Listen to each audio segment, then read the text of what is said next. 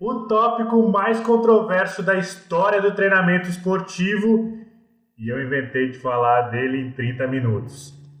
Tu tá criticando porque tu nunca leu os textos do Matveev e do Verkhoshansky? Nada a ver, periodização não serve pra nada. Não precisa nem estudar esse negócio. Seja bem-vindo! Meu nome é Vitor Cosvig, eu sou doutor em Educação Física e essa é a aula de quinta.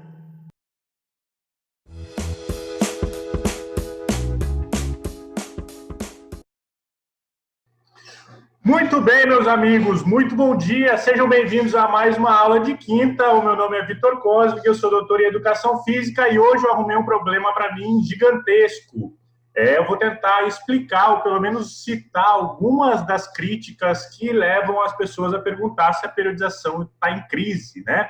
Então, a gente tem visto aí crescente o modo como as pessoas têm falado que, olha, periodização não serve mais para nada, aí vem o outro pessoal e diz que serve para tudo, e assim por diante. A gente vai bater um papo aí sobre isso hoje, e eu espero que seja útil na tua prática profissional. Eu ontem estava fazendo leituras e releituras para finalizar essa aula, e eu tinha pensado nessa estrutura: definições iniciais, aspectos biológicos, logísticos, científicos que envolvem críticas ou potencialidades da periodização, e depois responder lá se é melhor periodizar ou não. Mas não coube na aula e ela ia ficar muito longa, então eu escolhi essa nova estrutura. Eu vou falar sobre definições iniciais, alguns aspectos gerais que eu vou apenas citar aqui, em outra oportunidade a gente aprofunda, e aí eu vou focar então nos aspectos biológicos que têm sido mais comentados atualmente, pelo menos o que eu tenho acompanhado. Beleza? Então vem comigo que eu vou tentar ajudar vocês a explodir mais a cabeça quanto a essa temática. Vamos nessa. Para começar, eu sempre deixo uma dica, né? Uma dica de livro, uma dica de leitura. Hoje é uma dica de vídeo, né? Então, lá no YouTube, vocês assistem este vídeo aqui, que é uma palestra do professor Daniel Bulhosa, que é, na minha opinião, muito boa, sensacional. Eu acho muito boa a palestra dele. Ele fala de conceitos de periodização e uma perspectiva muito particular e muito legal. Então, eu recomendo assistir a este vídeo como um complemento para essa aula de hoje. Beleza? Muito bem. Então, vamos lá. Como eu adiantei, estamos vivendo num mundo bastante polarizado e tem um pessoal dizendo o seguinte: periodização é altamente baseado em evidências, temos muita ciência para justificar o porquê que a gente planifica e controla, como a gente já vai ver daqui mais para frente aqui na aula ainda.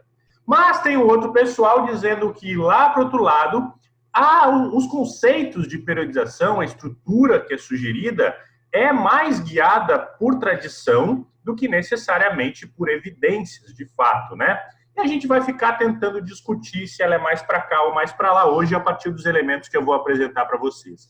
Já adianto, dando um spoiler, e obviamente antes de começar, né, que na minha concepção não parece ser algo tão diretamente e oposto ou exatamente polarizado, né? Na minha opinião, parece mais como aquela distribuição da família de Dark, né? Se vocês não viram essa série, eu recomendo. Mas é tudo uma bagunça. Eu trouxe aqui alguns exemplos. O Matveev, por exemplo, critica o modelo geral da adaptação do Rancelli quando utilizado para justificar adaptações ao treinamento.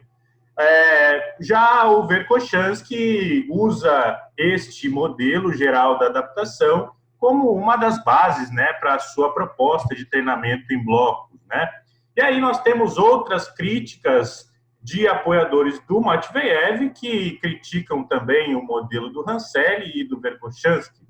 Mas, de modo mais atual, né, tem pesquisadores indicando que a síndrome geral da adaptação é, sim, útil para interpretar os conceitos de periodização, né? É a fundação da periodização. Ao passo que outros pesquisadores estão dizendo que ela não se aplica especialmente ao treinamento resistido. Então, existe uma série de críticas que vão envolvendo que não necessariamente fecham um ciclo.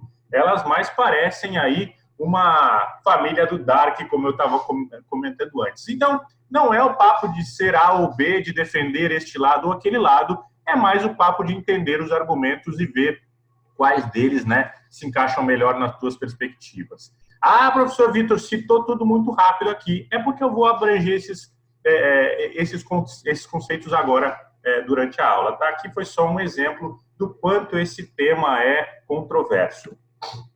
Muito bem, começando de fato, então, vamos a algumas definições iniciais. Primeiro, a gente precisa definir que desgraça é essa da tal da periodização.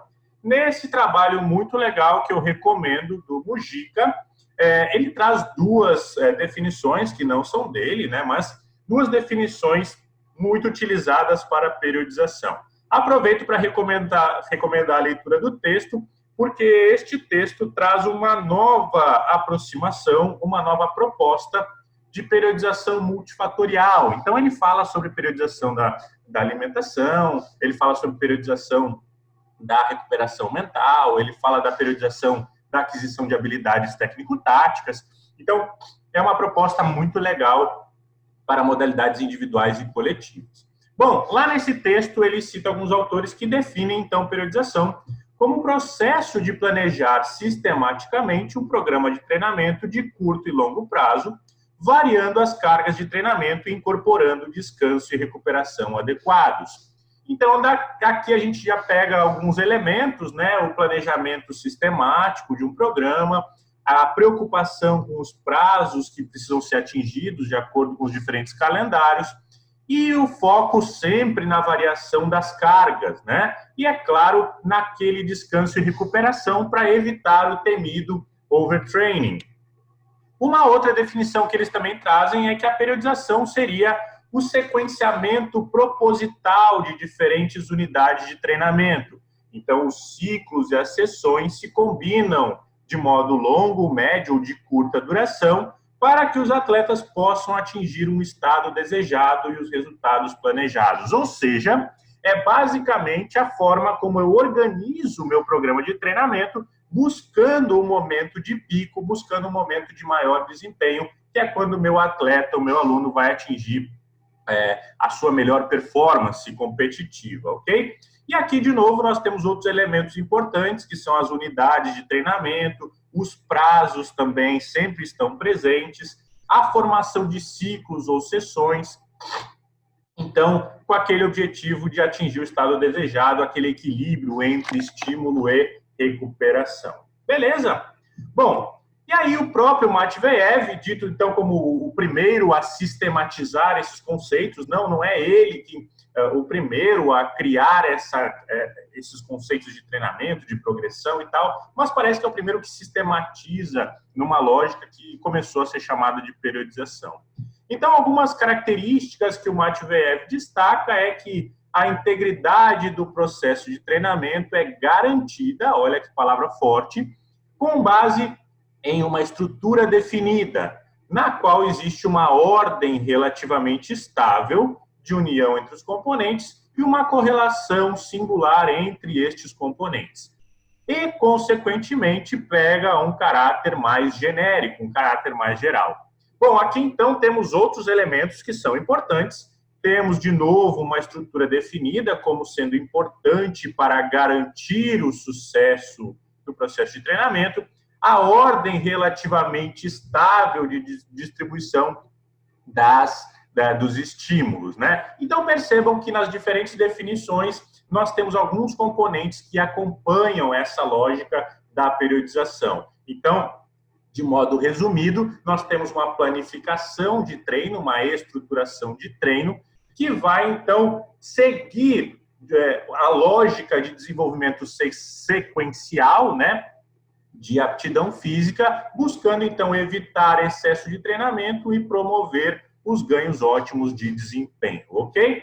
Mas percebam, então, que para estes autores, esta distribuição é relativamente estável. Eu vou trabalhar com vocês também esse papo do relativamente, que eu sei que o pessoal vai criticar se eu não comentar. Muito bem.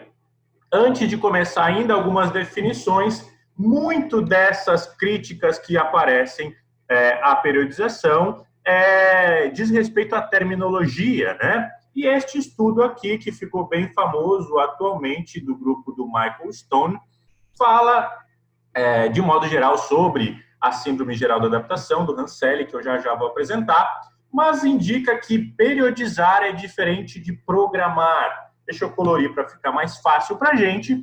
Eu tenho, então, conceitos de periodização que envolveriam objetivos guiados por evidência, baseados em evidências científicas.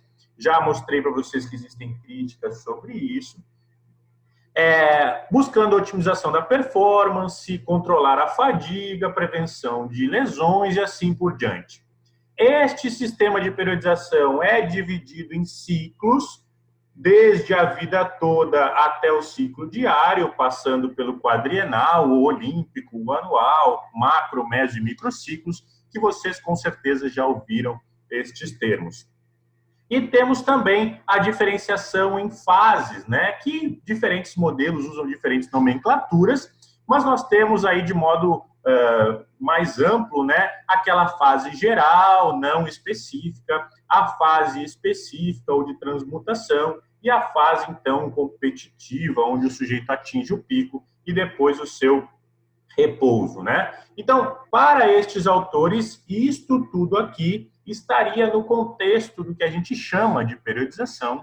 E aí o programar treino envolveriam as fases de potenciação, envolveriam o planejamento relacionado ao overreaching, envolveriam o tapering, que é um dos conceitos mais bem estabelecidos de periodização, né? Tapering, fazendo parênteses, é aquele período pré-competição de 1 a 2 semanas em que o volume de treino é reduzido e a intensidade mantida, para promover, então, aquela recuperação, para aumentar o desempenho, né? E aí temos também as diferentes variáveis de treinamento que estariam, então, associadas a programar e não necessariamente periodizar. Pode parecer já um adiantamento do que eu vou falar mais para frente, mas aqui está uma das grandes críticas, né? E das brigas que acontecem entre periodizar ou não, né? Por exemplo, parece ser impossível investigar de modo objetivo, de modo direto, com uma ideia de causalidade, o efeito da periodização ou comparar modelos de periodização. Imagine, então, ter que comparar algo que é quadrienal, anual, com um grupo controle, com outro grupo fazendo outro modelo de periodização. Então, isso é basicamente muito, muito difícil de ser feito no ambiente científico, com o controle necessário, né? Ao passo que programar já envolve fases menores. Então, o que a gente tem de sólido na literatura? Se seguir esta definição, está muito mais voltado a programar do que necessariamente periodizar. Fica aqui já essa reflexão. Bom, então, esses foram aspectos, definições iniciais, né? E agora a gente passa para alguns aspectos gerais. Aqui eu joguei para vocês algumas, não são todos, mas existem muitos modelos de periodização, grande parte deles apenas propostos por treinadores, não necessariamente por cientistas, grande parte deles, ou parece que a maioria deles, não foi diretamente investigado de modo científico, mas essas diferentes distribuições estão disponíveis para os diferentes contextos. Então, temos o modelo clássico de Matveyev, temos o modelo em blocos, ou ATR, muito bem descrito pelo Issurin, tem o modelo pendular, o modelo em blocos do Verkhoshansky, tem os modelos de periodização linear ou ondulatória no treinamento resistido, a gama de modelos é inúmera, eu não vou falar sobre eles, não é o objetivo da aula hoje falar sobre um ou outro modelo, mas destacar algumas das críticas que, de modo geral, os modelos apresentam, né? Mas, de acordo com o Kili, nesse artigo aqui muito legal, também que eu recomendo a leitura, existem pontos em comum entre os diferentes modelos de periodização. Então, como eu já tinha falado e estabelecido lá nas classificações, nas definições, existem prazos estabelecidos para que se tenham determinadas adaptações. Então, o sujeito vai treinar força durante X semanas, depois da força ele vai treinar hipertrofia. Então, ele precisa ter esse prazo estabelecido, que é o prazo que ele tem para desenvolver aquela capacidade, para dar tempo de ele desenvolver as demais capacidades e ainda fazer o tapering antes da competição. Parece que todos eles são baseados numa hierarquia sequencial, que eu preciso desenvolver uma coisa para depois desenvolver a outra. Existem estruturas de treinamento idealizadas, como eu mostrei no slide anterior. Tem uma que faz em blocos, uma fazem de diferentes maneiras, né? Isso. E aí a gente tem, então, estruturas de treinamento que são idealizadas, adaptação biológica previsível. Então, esses modelos todos, eles se baseiam, então, numa lógica de que a adaptação que virá mais para frente, ela pode ser prevista, e aí eu faço cálculos do período necessário, das cargas necessárias, do impacto necessário para prever esta adaptação que vai vir. E o treinamento futuro também pode ser previsto, então eu posso saber o que eu preciso dar depois que um determinado bloco acabou. Então, tudo isso é comum nos diferentes modelos de periodização, com pequenas diferenças entre eles. Bom, mas onde que estão os problemas científicos destacados pelo Mujica ao estudar periodização de fato, seguindo aquela lógica, então, de que periodização é diferente de programação? Então, basicamente, as mais diversas pesquisas que chamam de pesquisa de periodização usam de modo indistintivo, ou seja, usam como sinônimos periodização e variação. Um exemplo rápido aqui. Um estudo verifica se usar 15 RMs, 10 RMs e 6 RMs é um modelo de periodização útil, quando comparado com usar 8 RMs sempre. Na verdade, a gente não pode chamar isso necessariamente de periodização, né? Eu sei que se dá nomenclatura para isso, tem aí uma série de textos chamando isso de periodização, mas, idealmente, o nome disso seria variação. Então, o que está se investigando mesmo é se variar as cargas dá um resultado maior ou menor do que mantê-las estáveis, né? Já que o conceito de periodização seria mais amplo e mais complexo do que isso. Então, esse é um dos problemas científicos de estudar a periodização. Outro problema é o foco nos aspectos físicos de desempenho. Eu tenho certeza que se vocês tiverem uma mínima experiência esportiva, vocês sabem que esse desempenho envolve aspectos psicológicos, envolve habilidades técnicas, envolve inteligência tática, envolve uma série de coisas e, obviamente, isso se difere entre modalidades, né? Então, até mesmo as modalidades baseadas muito mais no aspecto físico, como aquelas cíclicas, ainda tem um impacto psicológico muito grande, um impacto nutricional muito grande, mas, normalmente, essas pesquisas focam no que é físico como se fosse isolado das outras coisas. Inclusive, é esse trabalho aqui que traz uma proposta, né, de como integrar tudo isso. Existe ausência de investigações de efeitos a longo prazo, então, esses autores encontraram uma pesquisa com maior duração, que era de 9 meses, então, naquele contexto quadrianual, no ciclo olímpico inteiro, ou para a vida toda de periodização, são praticamente impossíveis de serem investigados, né, com os métodos que a gente tem hoje. Bom, existe ausência do controle de fatores de confusão, então esses sujeitos, como é que está a nutrição deles? Eles usam suplemento, eles não usam? Teve alguma alteração durante a temporada? Fatores externos, lesões, teve uma lesão? O que aconteceu? Então, fatores externos normalmente são ignorados na hora de interpretar os dados. E um dos maiores problemas, na minha opinião, a dispersão na responsividade aos protocolos, que é ignorada. Ou seja, pega uma equipe, tem alguns sujeitos que desempenham muito bem, que respondem muito bem e que puxam a média para cima. Olha que ótimo esse modelo de periodização. Ele melhorou a média dos sujeitos, mas essa interpretação não mostra aquele bando de sujeitos que acabou perdendo a aptidão física ou perdendo o seu pico de desempenho.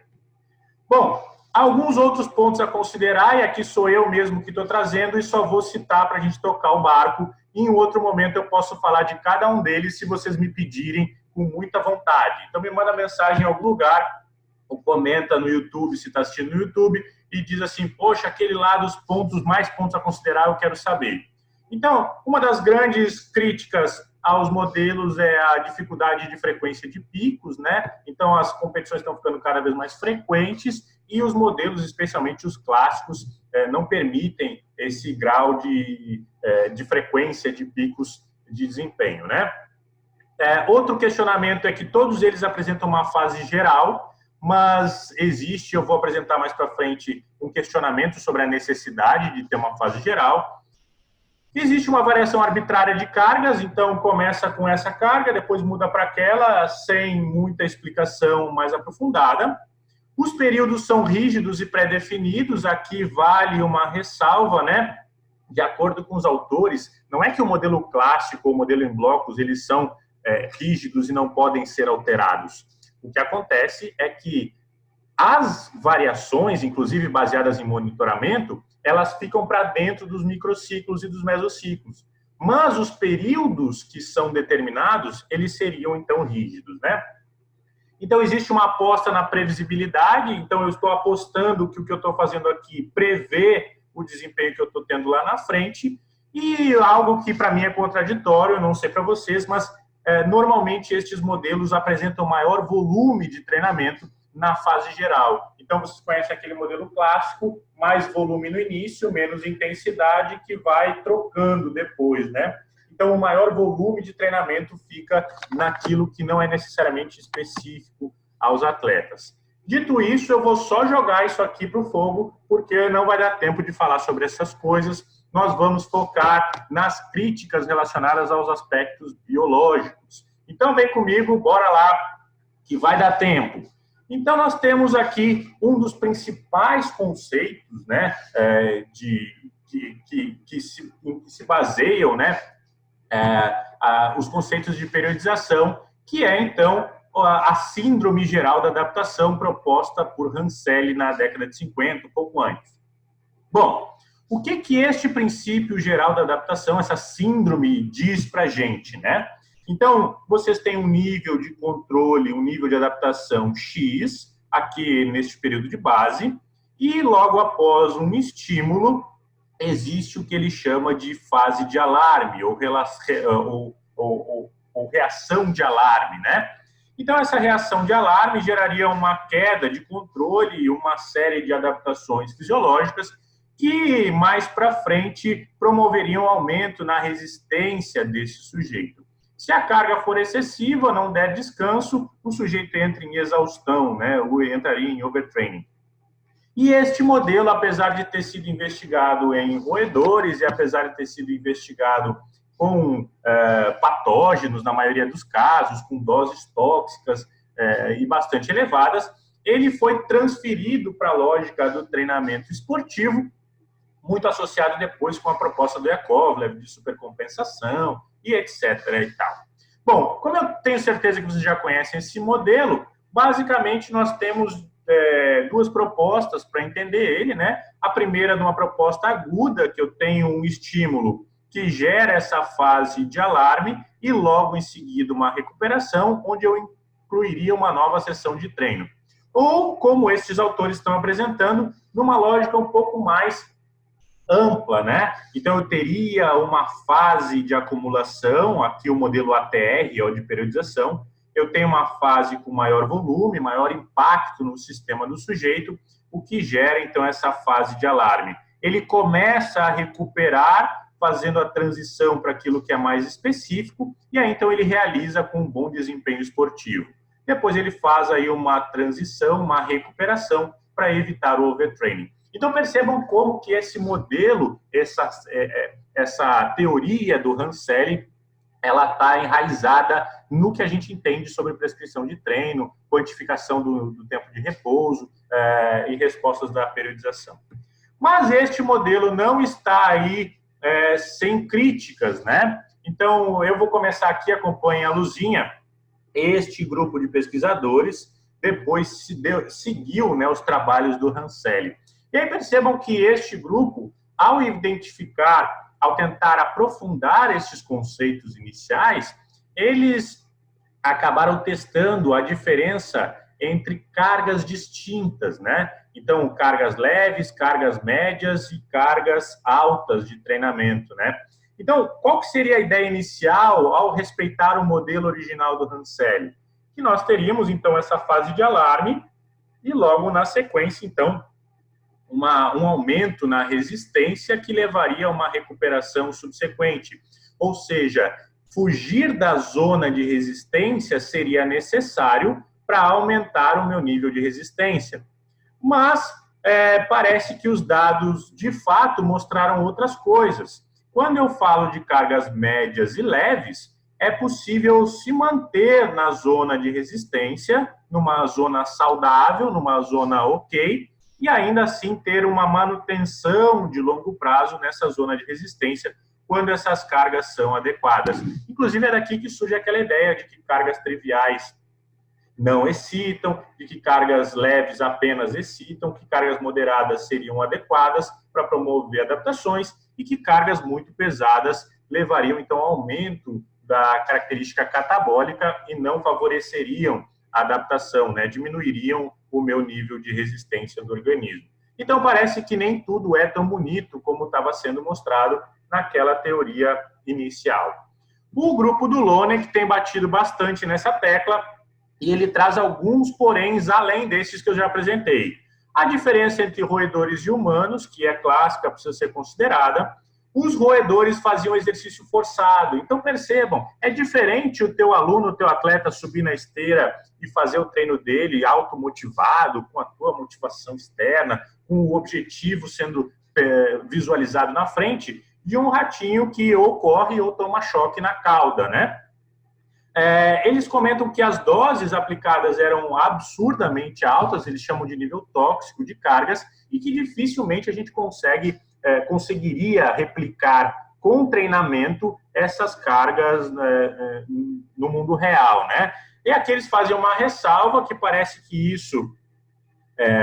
essas doses excessivas seriam mais plausíveis de acontecer no treinamento esportivo de modo geral, em modalidades esportivas de alto rendimento, né? Mas como o foco deles é o treinamento resistido, eles indicam que sessões de treinamento resistido, para a maior parte das pessoas, não respeitariam esta lógica, ok? Vitor, me diz uma coisa, mas eles trazem alguma sugestão ou é só ficar criticando o trabalho dos outros? Não, eles dizem o seguinte: o que explica essas adaptações, que não é a síndrome geral da adaptação, são aquelas variações que a gente já conhece, né? Temos sinalizações intracelulares e essas sinalizações intracelulares vão levar para um lado de anabolismo, de catabolismo e assim sucessivamente. Em outro momento a gente fala mais sobre isso. De fato é que o próprio Rancelli, esse aqui eu cortei do texto dele, o texto original de 1946, o próprio Rancelli traz aqui algumas recomendações quando a gente fala, então, sobre a relação da síndrome geral da adaptação e musculação. Deixa eu traduzir aqui para vocês, mas ele diz, então, que a síndrome geral da adaptação é uma soma de reações sistêmicas não específicas. Ele próprio diz que é diferente de reações adaptativas específicas. E este é um exemplo dele, como o desenvolvimento da musculatura após exercício físico prolongado. Ou seja, é difícil fazer essa relação direta, de fato, entre a síndrome geral da adaptação e os modelos de periodização. O outro ponto é este aqui, olha aqui embaixo no rosinha. Além da síndrome geral da adaptação, outro aspecto biológico é este questionado sobre o desenvolvimento sequencial.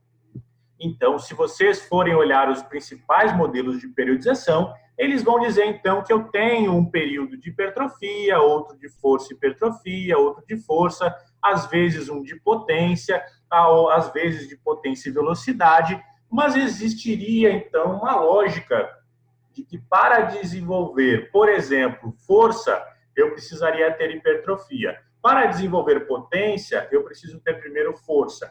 E é isso que embasa aquela lógica de desenvolvimento sequencial. Bom, então primeiro o meu atleta vai fazer isso, depois ele vai fazer isso, tendo o benefício do que ele ganhou antes. Mas esse aqui é um dos trabalhos também do grupo do Lonek que questiona essas relações, né? O que eles dizem, resumindo aqui para vocês? Que existe uma questão de, será que a hipertrofia é de fato um mecanismo para ganhar força? Será que força é de fato um mecanismo para ganhar hipertrofia? E aí eles apresentam aqui, então, alguns estudos, especialmente aqui no B e no C, estudos nos quais os sujeitos ganharam massa muscular e ganharam força, mas o outro grupo não ganhou massa muscular e ganhou a mesma força.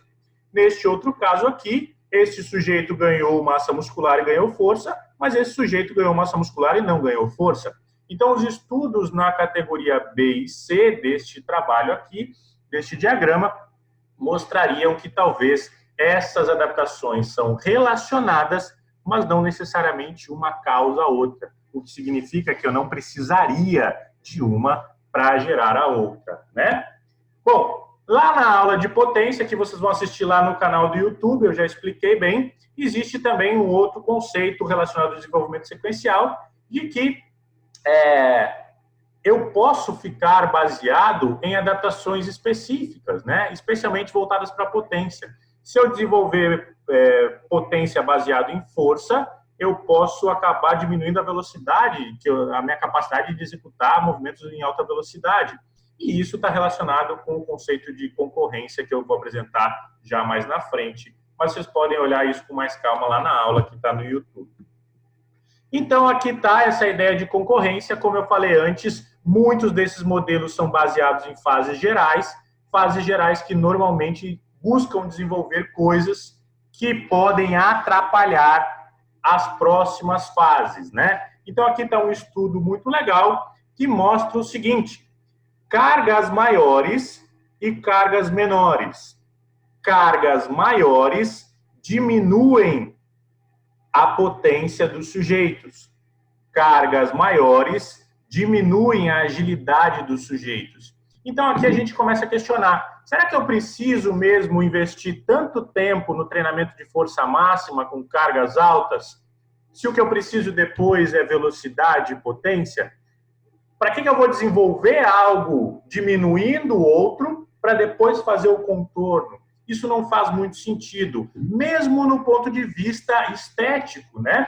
Eu tenho certeza que vocês já pensaram assim, eu, inclusive, já dei aula falando isso, que faria sentido nós primeiro emagrece, depois hipertrofia, primeiro hipertrofia, depois emagrece e faz as coisas de modo separado. Mas tem crescido, então, na literatura essa ideia de recomposição corporal. O Fabrício, meu grande amigo, fala muito bem sobre isso, e aí parece que talvez eu não precise fazer esse manejo da composição corporal seguindo fases. Eu posso trabalhar com os dois objetivos de modo específico. Muito bem. Outro problema dos aspectos biológicos é a tal da individualidade, né? O Keely, mais uma vez, indica que esta visão direta de preparação para atingir o pico é diferente para cada indivíduo. Só alguns pontos importantes. Indivíduos responderão de maneira diferente às sessões idênticas. Eu faço uma sessão, depois faço ela de novo e a resposta pode ser diferente. Padrões e observações baseadas em grupos podem enganar. Eu já mostro um gráfico que ilustra isso. E é altamente improvável que existam melhores padrões, intervalos, progressões que sirvam para todo mundo. Aqui ele mostra um gráfico mostrando, correlacionando, né, a variação, o ganho de consumo máximo de oxigênio comparado com os valores de base. Percebam que não há uma relação direta. Tem sujeitos que ganham mais, tem sujeitos que ganham menos, tem sujeitos que perdem VO2 máximo, mesmo fazendo o mesmo programa de treinamento, o que é bastante complexo. E aqui, esse estudo é sensacional, leiam, por favor, se vocês têm algum interesse em periodização, mas nesse gráfico, o Irineu e o Fábio, grandes pesquisadores brasileiros, mostram que sujeitos, homens e mulheres, com o mesmo calendário esportivo, com o mesmo modelo de periodização, apresentam picos, olha os triângulos, apresentam picos de performance que vão acontecer em épocas diferentes. Olha que chato, né? Então, tem uma menina aqui, acabou tendo o seu pico lá onde precisava, na época competitiva, mas todos os outros têm os seus picos, os seus melhores desempenhos distribuídos. O que mostra, então, que a individualidade é importante, precisa ser considerada para fora, né, dos modelos rígidos. E aqui, para finalizar, eu tenho ainda 4 minutos, alguns estudos, né, que investigaram aí, com todos os poréns que eu apresentei mais cedo, né, É melhor periodizar ou não? Esta revisão sistemática para hipertrofia diz que não faz diferença periodizar ou não periodizar. Tenham em mente aquelas reflexões sobre variação ou periodização, beleza? Esta aqui, falando de força, olha a luzinha aí. Esta meta-análise falando de força mostra que periodizar é melhor. Mas existe uma carta ao editor fazendo comentários que são muito pertinentes. Eles dizem o seguinte: vocês não estão investigando periodização, vocês estão pegando a maior parte dos estudos que entrou nessa meta-análise, faz este tipo de comparação. Um grupo treinou com cargas fixas, outro grupo variou. Mas o ponto não é só a variação. O ponto é que força para este grupo do Stuart Phillips, ela é mais baseada em especificidade. Ou seja, por que este grupo que varia ganhou mais força? Porque treinou de modo mais específico, pelo menos em algum momento. E isso deve ser considerado.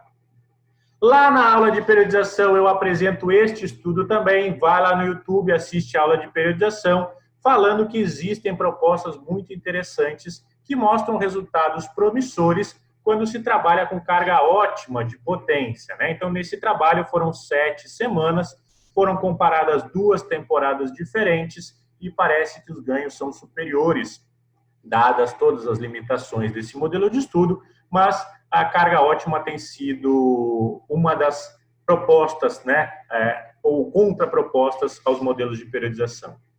Outra ideia é a de periodização guiada por indicadores de recuperação.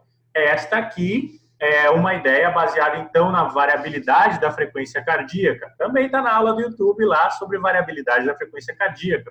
Percebam que quem treinou guiado pela variabilidade parece ter tido maior homogeneidade nos ganhos, ao passo que quem respeitou o modelo em blocos pré-determinado, como a periodização preconiza, teve, então, essa individualidade que o Killy ressalta bem aparente. Então, teve sujeito que perdeu, teve sujeito que ganhou, e isso, então, não pode ser permitido para quem é um treinador de atletas de alto nível, né?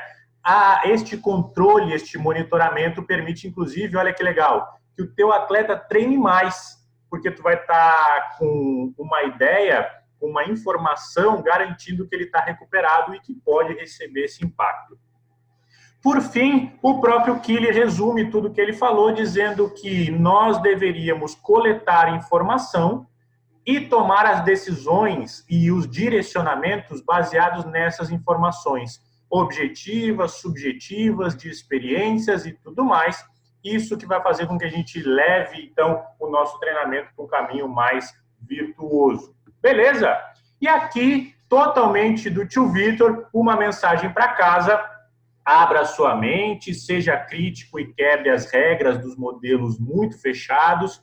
Monitora e reduz a aposta, né? É melhor medir do que ficar apostando se o sujeito melhorou ou não, recuperou ou não. Variar é importante, mas não para tudo. Olha o exemplo da força, né? E nem demais. Se variar demais, tu não consegue ter aí um controle das adaptações. Foca no que é específico, fuja do que é concorrência e que não precisa na demanda do teu atleta e procure aquilo que é ótimo para aumentar as tuas chances de sucesso competitivo. Essa foi a aula de quinta, eu agradeço a atenção, a gente se vê de novo na semana que vem. E para quem está ao vivo aqui no Zoom, a gente vai voltar numa segunda ligação para a pancadaria, que eu imagino que esse tema vai dar. Obrigado pela atenção.